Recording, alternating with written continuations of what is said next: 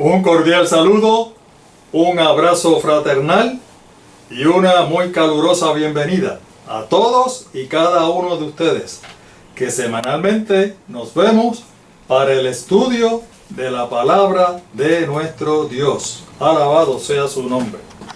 Como siempre, le invitamos a ser parte de nuestro ministerio laico misionero. Se llama Escrito está Lucas 4.8, así corridito. Nos consiguen en Facebook y nos consiguen en YouTube.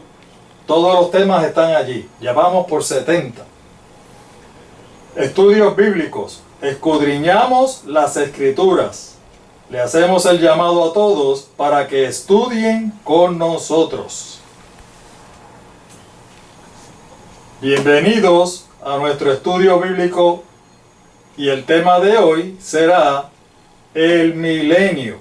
Y lógicamente va a ser la primera parte. Muy, pero que muy interesante. Y sabemos que hay muchos queridos hermanos y amigos que han estado solicitando que estudiemos este tema. Al fin llegó, así que vamos a elevar una plegaria a nuestro Dios para que nos acompañe y nos dirija. Buen Dios y eterno Padre que estás en el cielo, te alabamos, te bendecimos, te adoramos, mi Dios. Te damos gracias por todas las bendiciones que has derramado sobre nosotros, todas las bendiciones, materiales, emocionales, espirituales. Gracias, mi Dios, gracias por haber conocido este maravilloso mensaje de salvación. Mi Dios, suplicamos nuevamente tu presencia en medio nuestro. Suplicamos tu presencia en todas las personas que van a estar viendo y escuchando este video. Sabes que este tema de hoy es muy, pero que muy mal interpretado. Tú sabes, mi Dios, toda la confusión que tienen nuestros queridos hermanos cristianos sobre este tema. Suplicamos, oh Dios, que nos ilumines con poder de lo alto, que nos des la sabiduría para comprender y para poder pasar el mensaje verdadero, tal y como tú lo tienes en tu santa palabra. Acompáñanos, dirígenos, abre las mentes para que lo puedan comprender y permite, oh Dios, que estas verdades maravillosas puedan quedar en todas las personas. Acompáñanos y dirígenos en el nombre glorioso de nuestro Señor Jesucristo. Amén, mi Dios. Amén. Gloria a su nombre. Bueno, como ustedes se tienen que haber dado cuenta, nosotros veníamos estudiando desde hace un tiempo un tema que habíamos titulado desde un principio, que era la esperanza bienaventurada.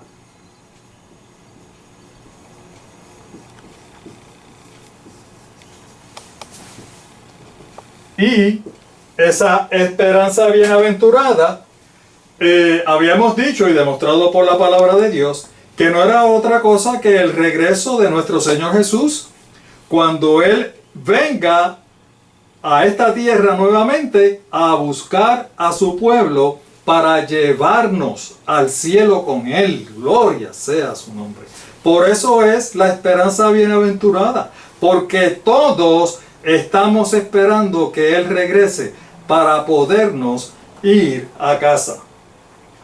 En esa serie de estudios presentamos todos los acontecimientos que van a ocurrir precisamente en ese glorioso día, cuando Él regrese.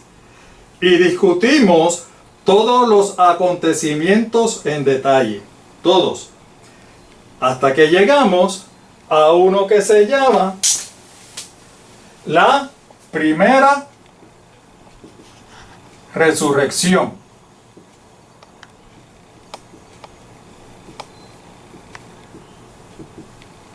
Ese va a ser otro de los acontecimientos que va a ocurrir cuando el Señor regrese. Esa resurrección, mis amados hermanos y amigos, saben cuál va a ser, ¿verdad? Ustedes se tienen que acordar, porque lo hemos dicho muchas veces. Es la resurrección de los justos. Y va a ocurrir cuando nuestro Señor regrese y nos vaya a llevar a nuestra casa, al cielo. Gloria sea su nombre. Bueno, llegamos hasta ese acontecimiento. Y entonces lo que hicimos fue que interrumpimos el curso de los acontecimientos. Es decir, que llegamos hasta ahí e interrumpimos.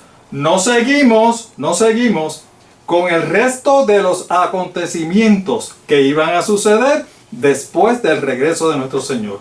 ¿Y qué fue lo que hicimos? Comenzamos entonces otro tema. ¿Cuál tema? El tema de la inmortalidad del alma. Y en este tema en particular le dedicamos 5 estudios. 5 estudios. Así que esperamos que hayamos entendido bien este tema. ¿Y por qué lo hicimos así? Hermanos y amigos, porque era necesario, era imprescindible que nosotros pudiéramos entender lo que la palabra de Dios nos enseña correctamente sobre este concepto, la inmortalidad del alma. ¿Por qué? Porque ahora, con este tema que vamos a comenzar ahora, era necesario conocer la verdad sobre la inmortalidad del alma para comprender correctamente el tema ahora del milenio. ¿Ok?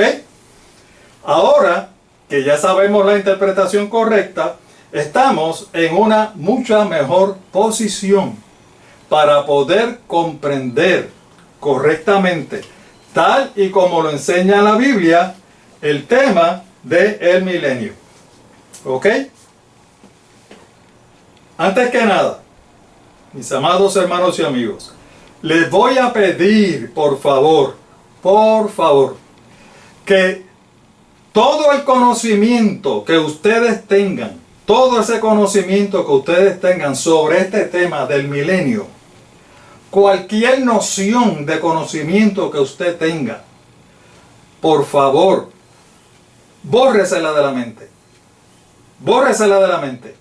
O por lo menos, ponga ese conocimiento que usted tiene en un lado. Hágase de cuenta que esta es la primera vez que usted va a escuchar sobre el tema del milenio. ¿Por qué le decimos esto?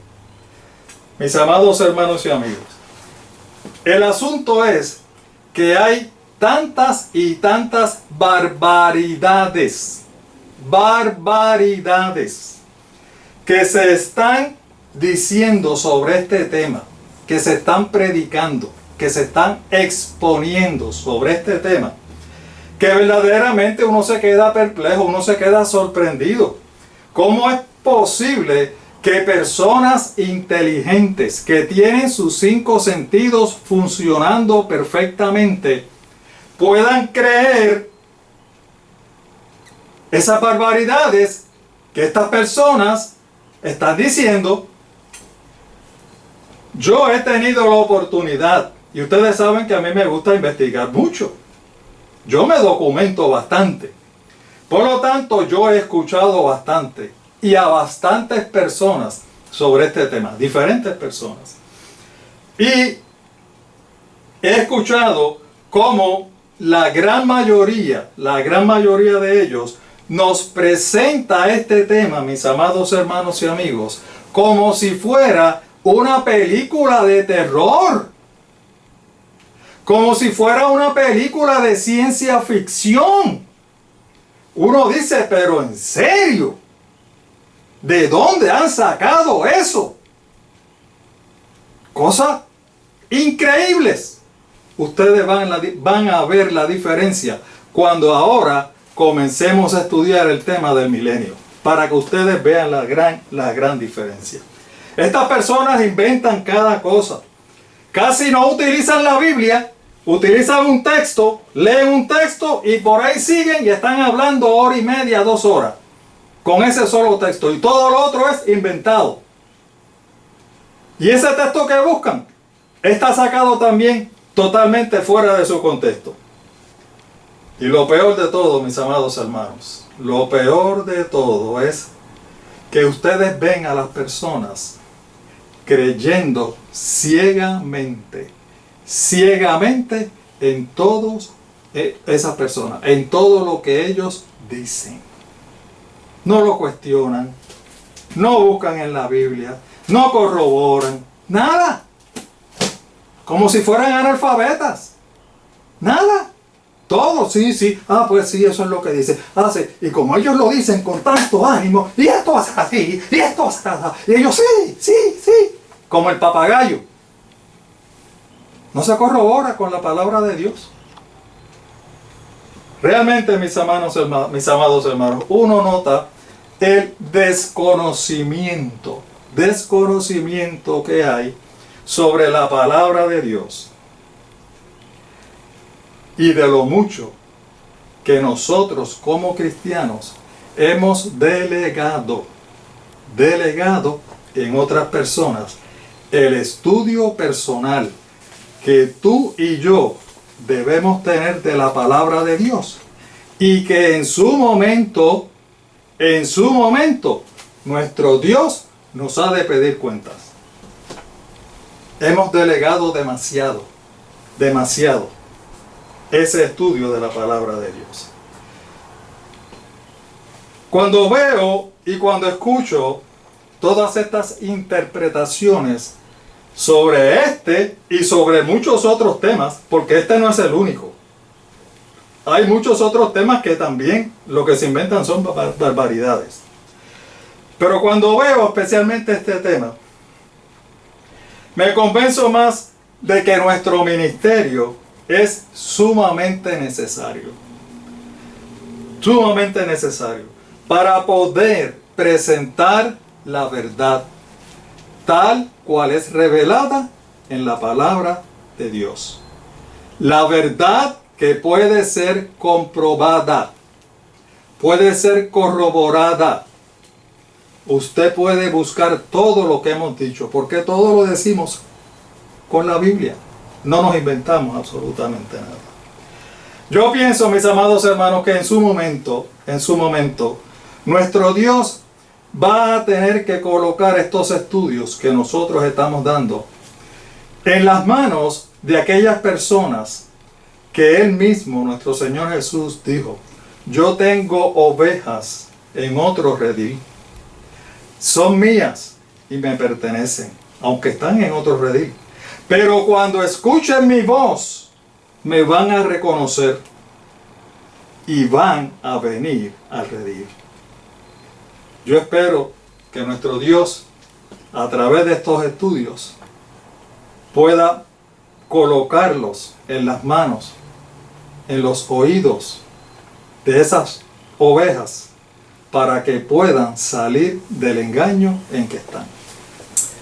Bueno, hoy vamos a comenzar a estudiar el tema del milenio.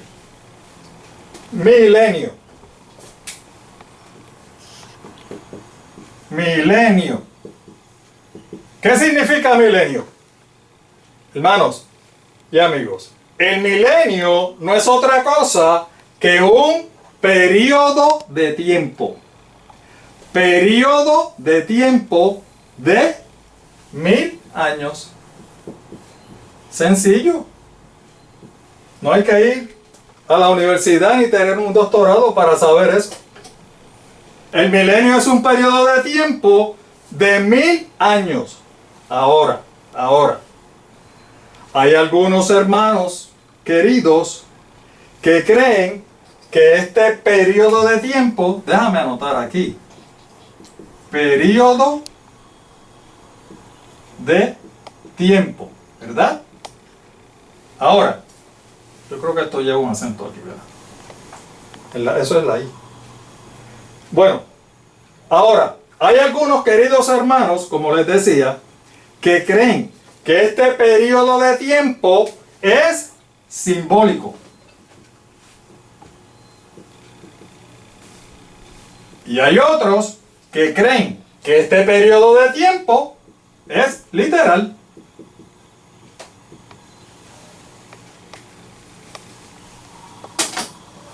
¿Saben qué?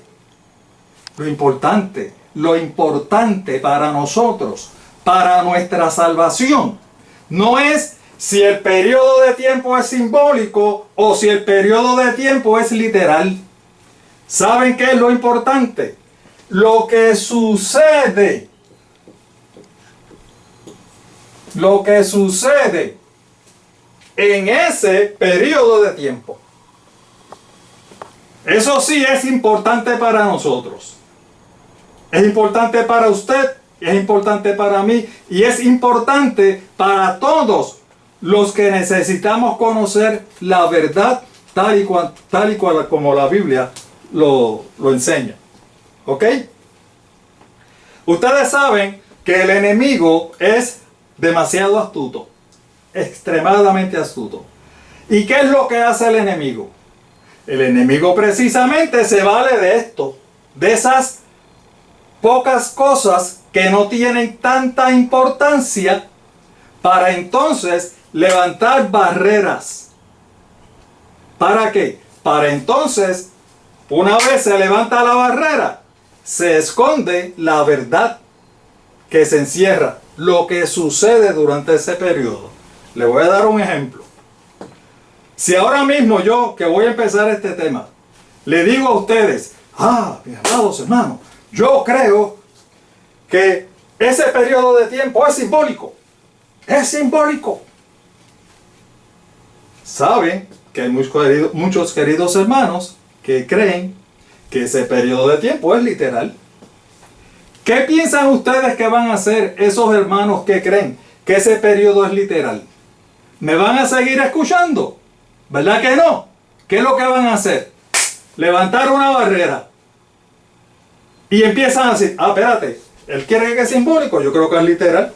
Él está equivocado. Y como él está equivocado, todo lo que él me diga va a ser un embuste. Va a ser mentira. No lo voy a creer. ¿Qué es lo que el enemigo hace? Levanta las barreras. Y si yo digo lo contrario, yo creo que eso es literal. Lo mismo, los que creen que es simbólico van a hacer exactamente lo mismo. A levantar una barrera de lo importante, de lo que sí es importante, porque aquí vamos a hablar precisamente de lo que va a suceder durante ese periodo de tiempo, que es lo importante. Y hablando de lo importante, mis amados hermanos, vamos a hacer ahora un pequeño repaso de algunos puntos que hemos estudiado durante estos estudios, específicamente, precisamente sobre eso, la esperanza bienaventurada, sobre ese glorioso día, cuando nuestro Señor Jesús regrese, porque ahí fue que nos quedamos, ¿verdad? Vamos a hacer un pequeño resumen de lo que va a suceder. Miren, este es el resumen de los acontecimientos del regreso del Señor. Hermanos, esto no va a ser en 100 años, un periodo de 100 años. Esto no es que va a suceder dentro de 100 años, o va a ser durante un periodo de 100 años, 50 años, 1000 años. No. Esto va a ser en el día del regreso del Señor. El mismo día. El mismo día. Miren lo que va a suceder. Primero, nuestro Señor no regresará en secreto. Eso ya lo hemos discutido hasta la saciedad. El Señor no va a regresar en secreto. No va a regresar en secreto. Él regresará como un rey, con toda su majestad y gloria. Y como todo rey, lo seguirá su séquito. ¿Y quiénes son su séquito? Sus santos ángeles. Por lo tanto, cuando el Señor regrese, ahora, no viene solo. No viene solo, viene con todos sus santos ángeles. Además, ese día, nos dice la palabra, que también lo hemos estudiado, va a ser un día de juicio. Aquí están los textos donde usted puede corroborar eso. Mateo 25, 31 al 34 y el versículo 41. Número 2. Todos los seres humanos que estemos vivos, todos, justos y malos, fieles e infieles, todos veremos al Señor cuando regrese. Lo veremos, hermanos. No es que no lo vamos a imaginar. No es que el Señor va a venir en espíritu y algunos lo van a notar y otros no. No. Ya lo habíamos estudiado aquí.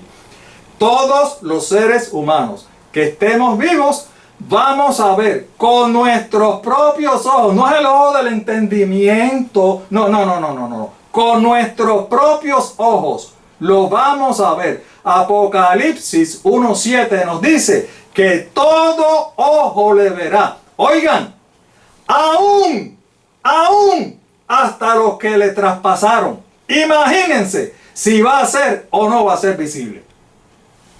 Nuestros ojos. Pero ¿saben qué? No solo lo veremos todos, sino que también lo escucharemos. ¿Por qué? Porque en ese día glorioso se tocará la trompeta de Dios. Lo encontramos en Apocalipsis 1:7 y en Mateo 24:29. Tercer acontecimiento. Hasta los cuerpos celestes, hermanos, cuando nos referimos a los cuerpos celestes, estamos hablando del sol, la luna y las estrellas. Hasta los cuerpos celestes nos anunciarán que nuestro Señor viene de camino. Lucas 21:25 y Mateo 24:29. Cuarto acontecimiento. Habrá un gran terremoto que estremecerá el cielo y la tierra. Dice la Escritura, mis amados hermanos, dice la Escritura, que ese terremoto será tan fuerte que las estrellas caerán del cielo. El Señor en ese día va a estremecer el cielo. Y ese terremoto va a ser tan fuerte que aquí en la tierra, aún las montañas más altas, más grandes, van a ser removidas de su lugar. Las islas van a ser removidas de su lugar, de sus cimientos. Imagínense el poder, lo portentoso que va a ser ese terremoto. Una cosa extraordinaria. Lo encontramos en Apocalipsis 6:14 y en Isaías 13:13. Ahora vamos a repasar otros 3 acontecimientos, que estos sí los vamos a buscar en la Biblia rapidito, porque estos 3 acontecimientos son la base y la razón del milenio. Y esto sí lo vamos a buscar, aunque ya lo habíamos estudiado a profundidad. Este repaso pues sí lo vamos a ver. Número 1. ¿Qué va a pasar con los justos cuando el Señor regrese? Con todos los justos, muertos y vivos, todos los que le hemos entregado nuestro corazón al Señor Jesús. ¿Qué va a pasar? Primera de Corintios nos dice 15:51-53. Fíjense bien en el misterio que les voy a revelar. Este es Pablo hablando. No todos moriremos, pero todos, ¿cuántos? Todos seremos transformados. Gloria sea su nombre. En un instante, en un abrir y cerrar de ojos, al toque final de la trompeta. Y repite, pues se sonará la trompeta. ¿Ven? No solo lo veremos, sino que lo escucharemos. ¿Y qué va a pasar cuando se suene la trompeta? Los muertos resucitarán con un cuerpo incorruptible, o sea, con un cuerpo transformado. Eso es con los muertos justos. Y nosotros, los que estamos vivos, ¿qué va a pasar? Nosotros también seremos transformados. Porque lo corruptible tiene que vestirse de lo incorruptible y lo mortal tiene que vestirse de la inmortalidad. El apóstol Pablo también le escribió algo parecido a los tesalonicenses, porque el apóstol Pablo quería que esto se entendiese bien, lo que iba a pasar. ¿Ven? Que no pase como ahora, que unos entienden una cosa y otros otra. No. Esto es lo que va a pasar. Primera de Tesalonicenses 4, del 15 al 17. Mire cómo dice, el mismo Pablo hablando. Por esto le decimos a ustedes como enseñanza del Señor. Esto no es invento. ¿Me escucharon? Esto no es invento de Pablo. Esto no es invento mío. No. Esto es enseñanza del Señor. Que nosotros, los que quedemos vivos hasta la venida del Señor, Él tenía esa maravillosa esperanza, como la tengo yo. No nos adelantaremos a los que murieron, porque se oirá una voz de mando, la voz de un arcángel, y el sonido ¿de qué? Nuevamente, de la trompeta de Dios. Gloria sea su nombre.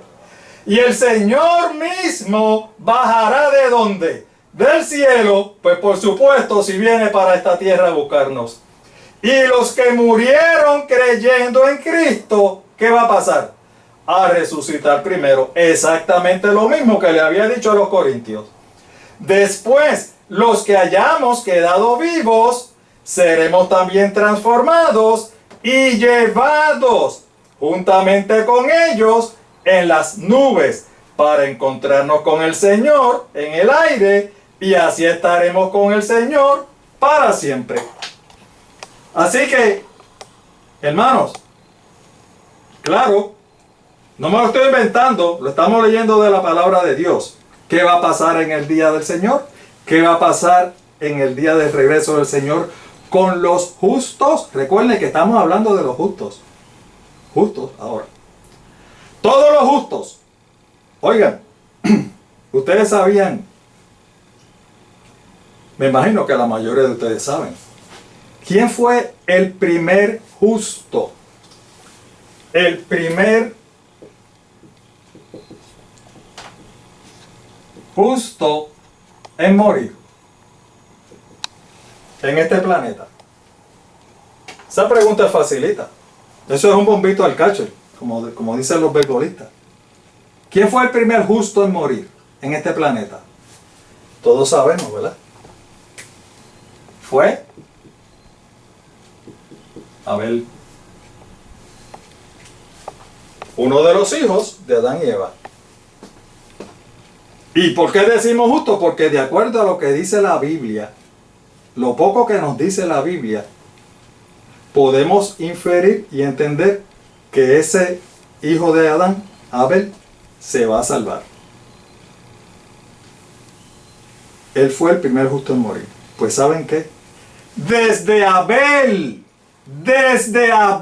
que fue el primer justo en morir, el primer justo en ser enterrado, en ser sepultado, desde Abel hasta el último justo que nazca sobre esta tierra y tenga que ir al descanso, todos resucitarán en ese día. Eso lo aprendimos, ¿verdad? Abel no está en el cielo, Abel no está en el seno allí de Dios, no. Abel está en su sepulcro, esperando ese glorioso día del regreso del Señor. Porque en ese día, como justo que murió, va a ser resucitado. Gloria sea nuestro Dios. Así que eso es lo que va a suceder. Todos los justos que han muerto van a resucitar en cuerpos transformados. Y nosotros, los que estemos todavía vivos, porque van a haber justos e injustos vivos cuando el Señor venga. ¿Qué va a pasar con nosotros los justos vivos? Pues también, lo acabamos de leer, seremos transformados igual que los que han resucitado. Todos seremos transformados. Y ahí el Señor entonces, una vez este cuerpo se vista de incorrupción y se vista de inmortalidad, estaremos aptos para vivir en el cielo. Y el Señor nos va a recoger y nos va a llevar al cielo. Todos juntos. Eso es lo que nos enseña la palabra de Dios. Eso es con los justos. Y con los impíos, con los infieles, ¿qué va a suceder? Vamos a ver lo que nos dice la palabra de Dios. Apocalipsis 6 del 14 al 17. Y el cielo se desvaneció como un pergamino que se enrolla. Y todo monte y toda isla se removió. Ven que no estamos diciendo mentira. Todo monte y toda isla, ¿qué pasó? Fue removida de su lugar. ¿Por qué?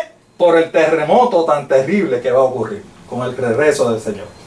Y los reyes de la tierra, y los grandes, y los ricos, y los capitanes, los poderosos, y todo siervo, y todo libre, se escondieron en las cuevas y entre las peñas de los montes, y decían a los montes y a las peñas: caed sobre nosotros, escondednos del rostro de aquel que está sentado sobre el trono. ¡Gloria a Dios! ¡Alabado sea su nombre! ¿Ven ustedes?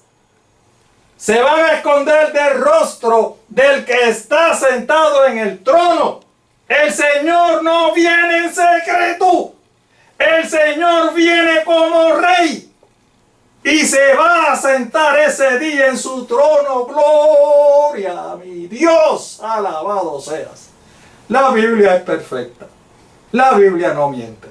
No le estamos mintiendo. Vamos a seguir. Escóndenos del rostro de aquel que está sentado en el trono y de la ira del Cordero. Y entonces, uno dirá: pero ¿y por qué entonces los infieles están corriendo? Fíjense que mientras los justos vamos a estar con los brazos abiertos para recibir a nuestro Señor Jesús, nuestro Redentor y Salvador, los infieles e injustos van a huir de la presencia de nuestro Dios, del rostro de nuestro Dios. Y uno podría preguntarse: ¿por qué se están escondiendo? ¿Por qué le dicen a las peñas: caigan sobre nosotros, vamos a meternos a las cuevas para que no nos encuentre? ¿Por qué? ¿Por qué? Miren el por qué. Segunda de Tesalonicenses 2:8. Y entonces se manifestará aquel inicuo, a quien el Señor, ¿qué va a hacer? Matará con el espíritu de su boca y destruirá. ¿Con qué? Con el resplandor de su venida. ¿Cómo es posible pensar que el Señor viene en secreto? No hay manera, hermano, no hay manera.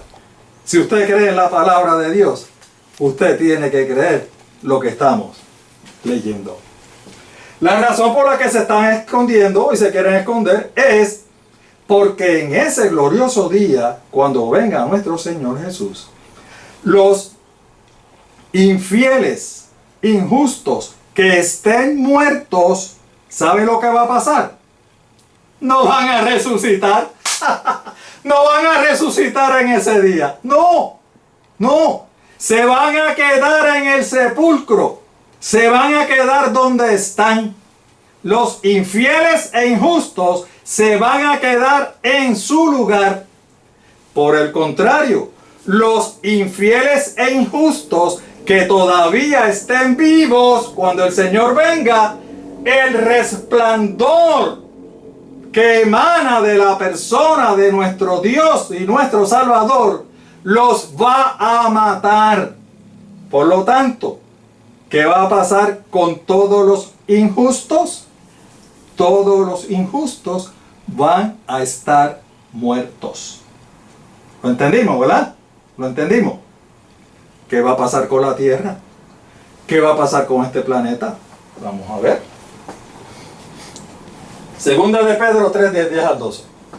Pero el día del Señor vendrá como un ladrón. Eso ya lo habíamos explicado, ¿verdad? De improviso. No es en secreto, es de improviso. En aquel día los cielos, ¿qué va a pasar con ellos? Desaparecerán con un estruendo espantoso. Los elementos, o sea, el sol, la luna y las estrellas, ¿qué va a pasar? Serán destruidos por el fuego. Y la tierra, este planeta, con todo lo que hay en ella, ¿qué va a pasar? Será quemada. Ya que todo será destruido de esa manera, ¿no deberían vivir ustedes como Dios manda, siguiendo una conducta intachable? Versículo 12. Y esperando ansiosamente la venida del día de Dios. De esa manera nosotros estamos, ¿verdad? Ese día, ¿qué día? El día del regreso del Señor. Los cielos serán destruidos por el fuego y los elementos se derretirán con el calor de las llamas. ¡Ja! Ya yo se lo había dicho, ya lo habíamos estudiado. Ese día, mis amados hermanos, va a ser sencillamente el fin del mundo, como lo conocemos hoy. El día del regreso del Señor va a ser el fin de este planeta. Ustedes saben cómo va a quedar la tierra después que el Señor venga. Va a quedar prácticamente en la misma condición en que estaba antes de la creación. ¿Cómo estaba? Desolada, vacía y en tinieblas. Es decir, que este planeta va a quedar inhabitable.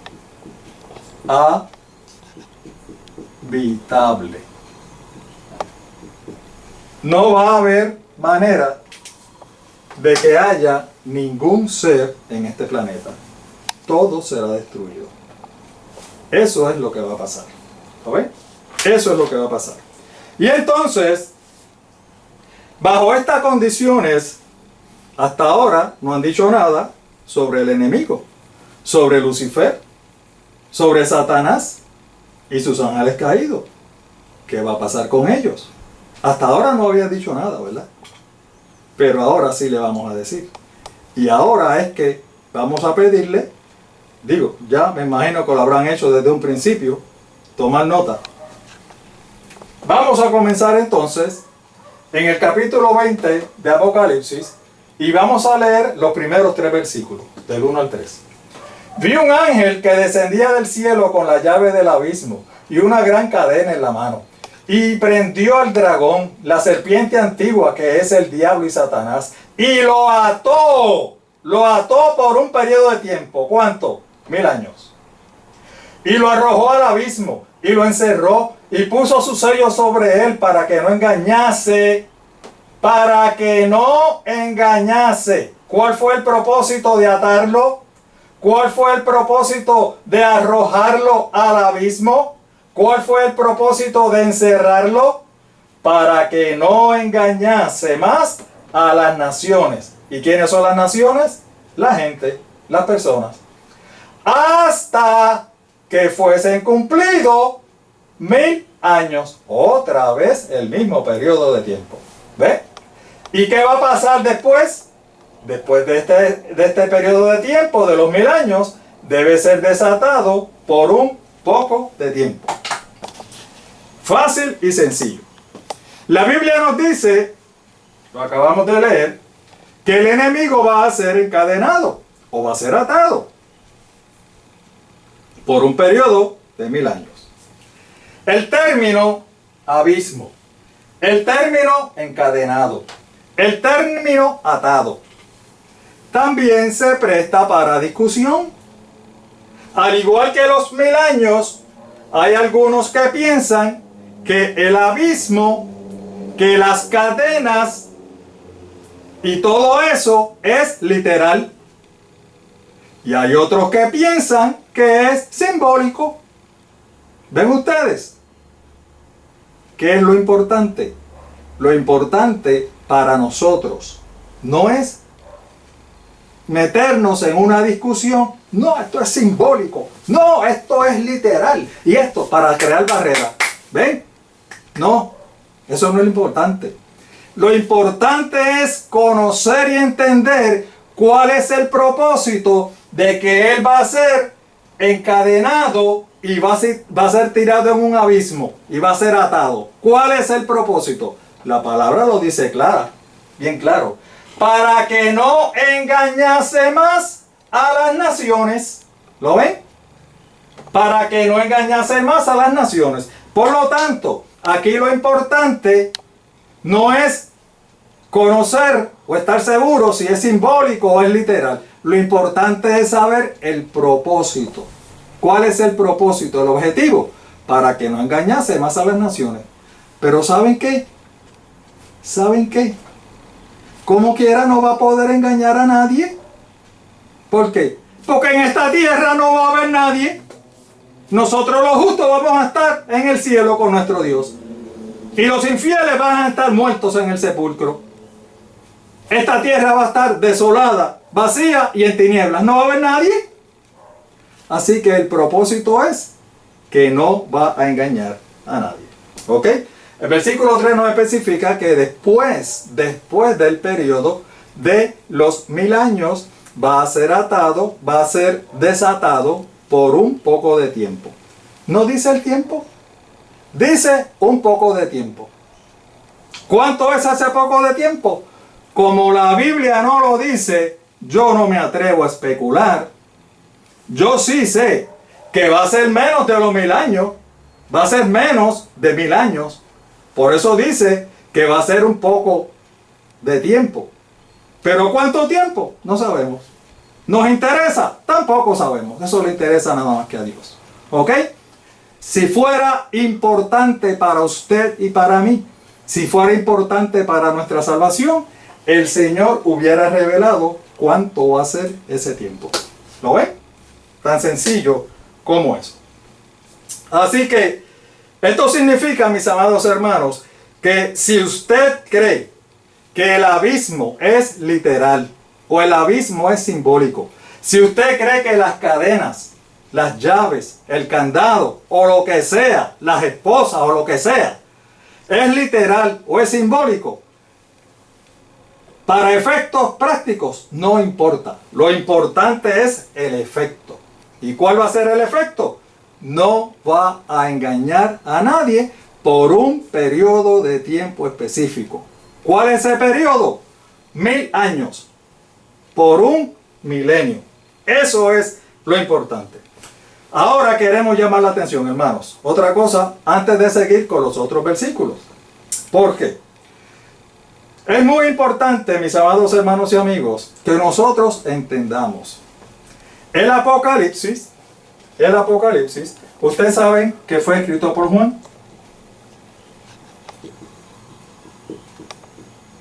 Apocalipsis, ¿ok? Fue escrito por el apóstol Juan. Apocalipsis es lo mismo que revelación. O sea, que el libro de Apocalipsis fue una revelación que nuestro Dios le dio al apóstol Juan. O sea, que nuestro Señor tomó al apóstol Juan en visión y le reveló el futuro. Hermanos, le reveló el futuro. Pero hay un detalle. Como el apóstol Juan fue llevado en visión y nuestro Dios le está revelando lo que va a ir sucediendo, el apóstol Juan lo que hace es como una película. El Señor le está presentando una película de lo que va a ir pasando. ¿Y qué hace el apóstol Juan? Está escribiendo. Y el apóstol Juan, como lo que está viendo es lo que está escribiendo, en muchas ocasiones él está escribiendo en presente. En presente. Como si eso estuviera pasando en ese mismo momento. Como si eso que Dios le está presentando estuviera pasando en ese mismo momento. Hay otras ocasiones en que la película pasa y él hace referencia a lo que vio hace unos momentos atrás. En ese caso, él entonces escribe en pasado. ¿Por qué? Porque eso fue lo que él vio. Y él está escribiendo lo que él está viendo. Pero la realidad es que todo lo que va a suceder aquí está en el futuro. Para nosotros, esto está en el futuro. Lo comprendemos, ¿verdad? El milenio es la otra fase después de que el Señor regrese. Por lo tanto, el Señor no ha regresado. Todo esto que estamos leyendo para nosotros está en el futuro. No podemos confundir porque en los siguientes textos el apóstol habla como si hubiera pasado. ¿Ven? Y hay muchas personas que lo malinterpretan y dicen que eso pasó. Hasta le ponen fecha. No, esto pasó en tal sitio, en tal fecha. No. Es que el apóstol Juan lo vio en la película y lo escribió. Y como lo pasó, lo escribió en pasado. Pero está todo en futuro. ¿Ok? Ya ustedes verán, mis amados hermanos, cuando ustedes escuchen esta interpretación del milenio, de este tema, y lo comparen con otras interpretaciones, ya ustedes van a ver que esto es una interpretación sencilla, una interpretación prácticamente elemental. ¿Por qué? Porque la misma palabra de Dios la explica en detalle. La explica. Yo no tengo que estar inventando cosas de ciencia ficción. No. Yo lo único que hago es leer la Biblia. Interpreto lo que hay ahí. ¿Ven? No me estoy inventando cosas. Bueno, vamos entonces rapidito, porque el tiempo sigue corriendo. Apocalipsis 24. Mire lo que dice. Entonces vi tronos donde se sentaron los que recibieron autoridad para juzgar. Vi también las almas de los que habían sido decapitados por causa del testimonio de Jesús y por la palabra de Dios. No habían adorado a la bestia ni a su imagen, ni se habían dejado poner su marca en la frente ni en la mano. Volvieron a vivir y reinaron con Cristo. ¿Cuánto tiempo? 1000 años. Mis amados hermanos y amigos, cuando se menciona que el apóstol Juan vio a las almas de los decapitados, vienen nuestros queridos hermanos que creen en la inmortalidad del alma. ¿Tuviste? En el cielo están las almas. Ahí dice que están las almas de los decapitados. O sea, el alma fue lo que se le desprendió y está allá en el cielo. Eso es lo que está diciendo. No. Al contrario. Al contrario. El apóstol Juan está diciendo que está viendo las almas. ¿Qué es el alma? La combinación del cuerpo y el aliento de vida. Fíjense que el mismo texto nos está diciendo que estos decapitados, estos que fueron decapitados, hermanos, esos decapitados son los mártires. Los que han muerto siendo fieles al Señor, que no han cedido, no han querido ceder y han hasta tenido que morir por causa de mantenerse fieles. Y muchos de ellos fueron decapitados, seguro que sí. Son mártires. Pero nos dice el texto que volvieron a vivir. O sea, volver a vivir no es otra cosa que resucitar. ¿Ven? O sea, que esos decapitados que habían muerto en un momento resucitaron.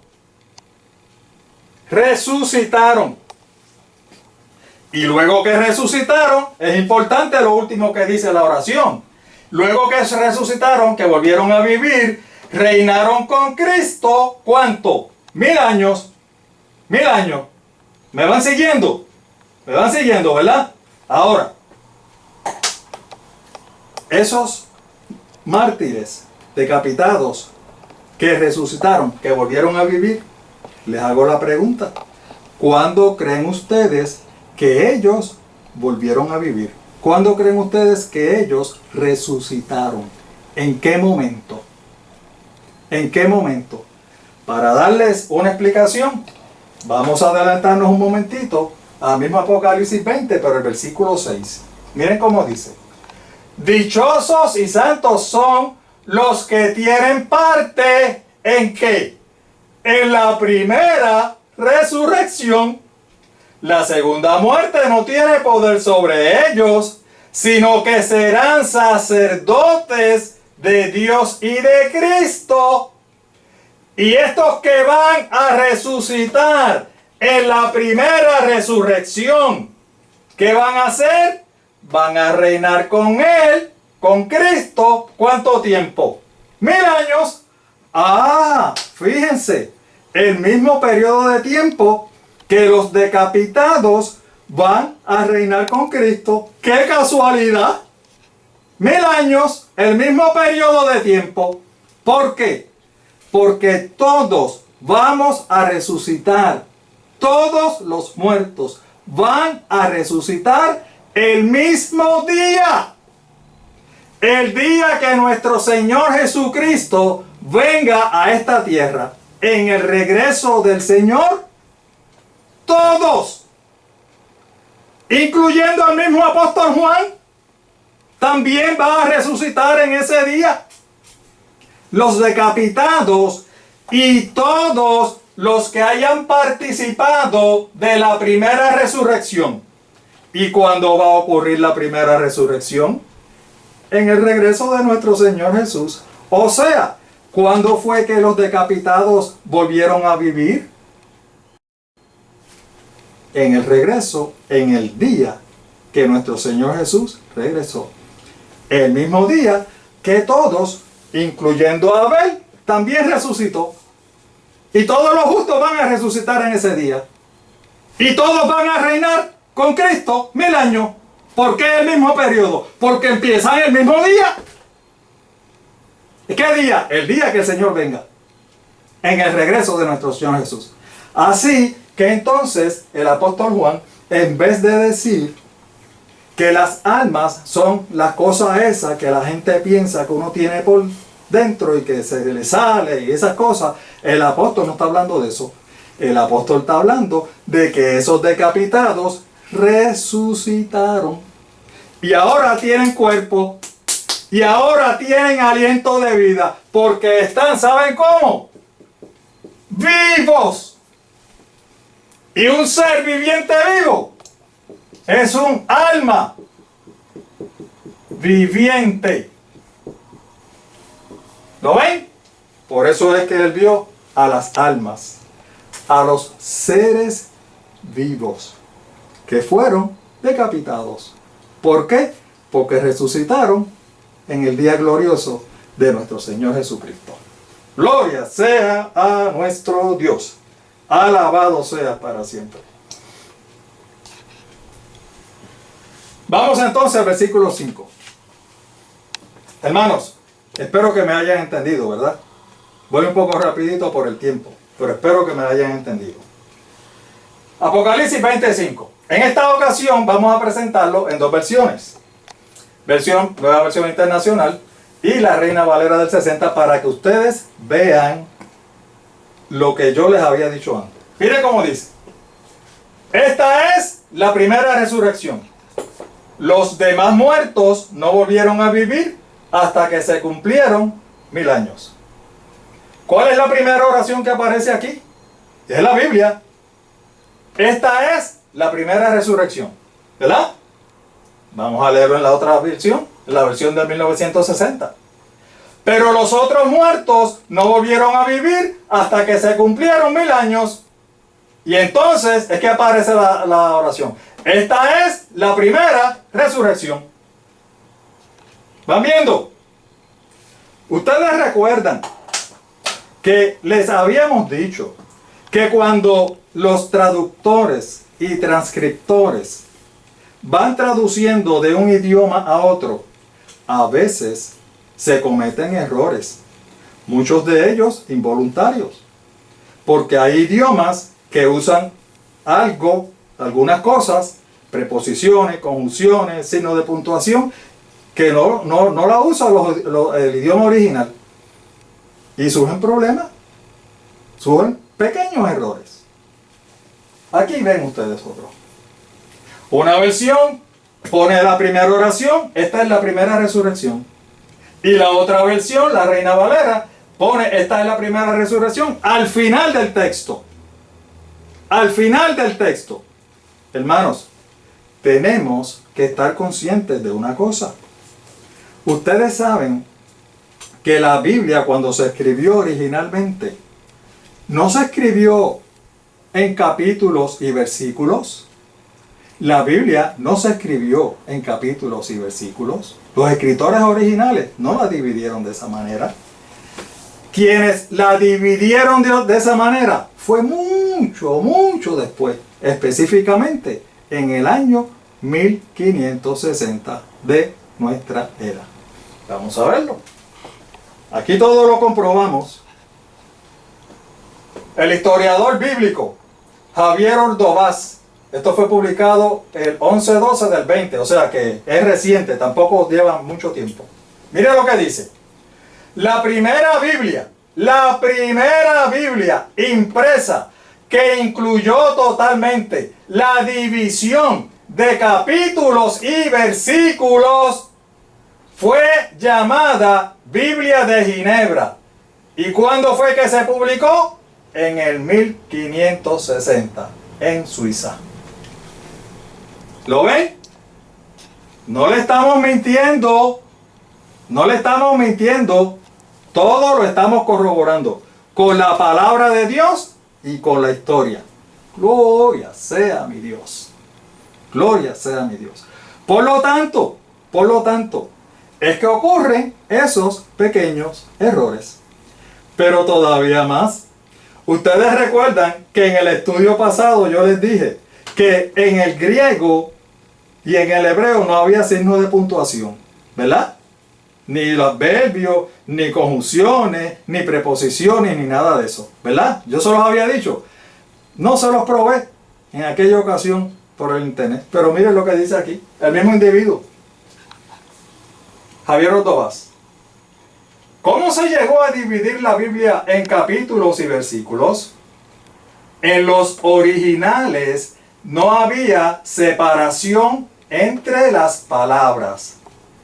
No había vocales y no había signos de puntuación ni títulos de cabecera que ayudasen a localizar los pasajes bíblicos.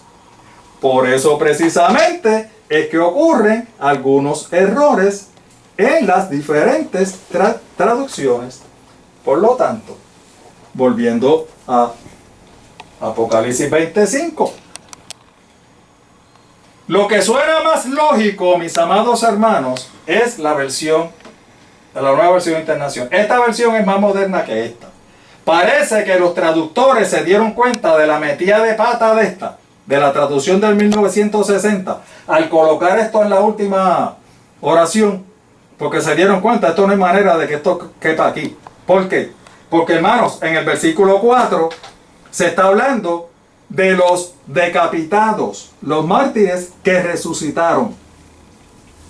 ¿Y cuándo fue que resucitaron?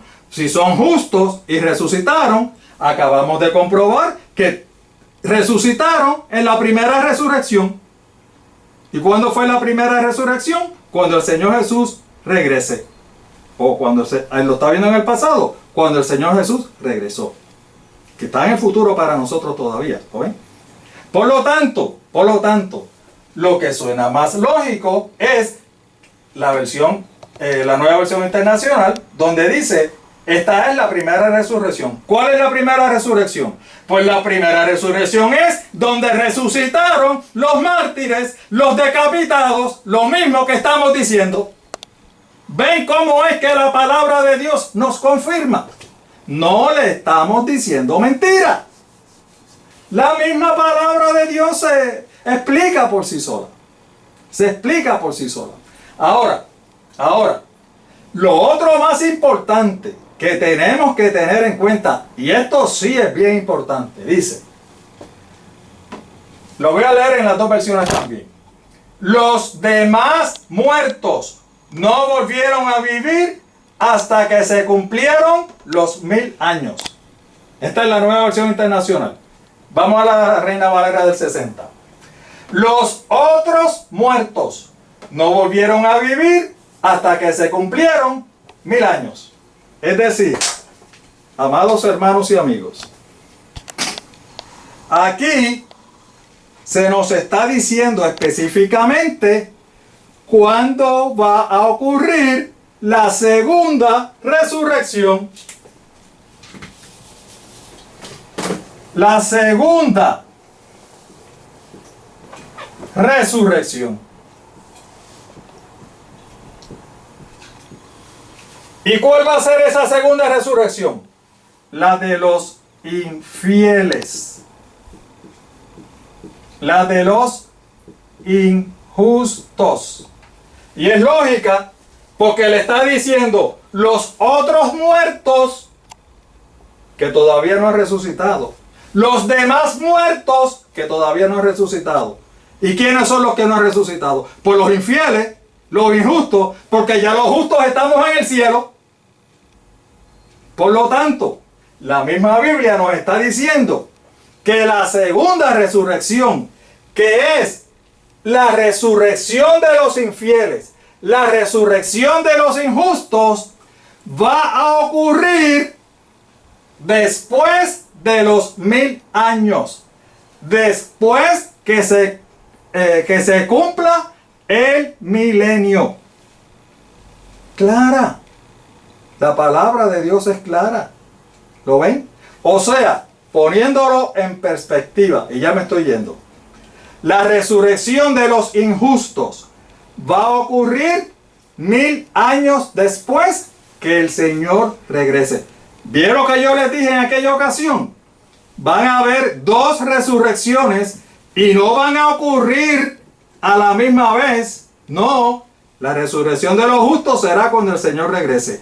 Y la resurrección de los infieles va a ocurrir 1000 años después, cuando se cumplieron 1000 años. Es decir, que la segunda resurrección va a ocurrir 1000 años después de la primera resurrección. Gloria sea mi Dios. ¡Qué maravilloso eres! ¿Ven ustedes que la Biblia se explica por sí sola? Es maravilloso, maravilloso. Este tema no termina aquí. Esto sigue la semana que viene. ¿Deseas que Dios te hable mucho, mucho? Entonces lee tu Biblia y escudriñala. Nuestro logo, tanto en Facebook como en YouTube. Escudriñad las Escrituras porque a vosotros os parece que en ellas tenéis la vida eterna y ellas son las que dan testimonio de mí. Juan 5:39. Nos veremos la próxima semana si nuestro Señor lo permite.